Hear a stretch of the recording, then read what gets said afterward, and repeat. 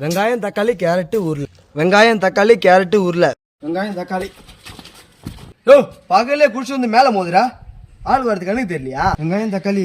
வெங்காயம் ஐயோ 2 பொருள் மறந்துடுறேனே. வெங்காயம் தக்காளி வெங்காயம் தக்காளி. திரும்ப போய் கேட்டாலும் விளக்கமாத்த கொண்டு அடிப்பாங்க, வாங்கினாலும் திட்டுவாங்க.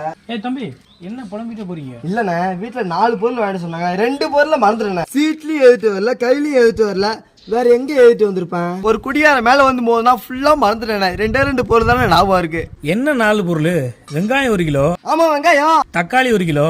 ஆமாண்ணே தக்காளி. இன்னும் 2 பொருளை மட்டும் மறந்துட்டேனே. Carrot 1/4 kilo. ஆமாண்ணே கேரட்டு.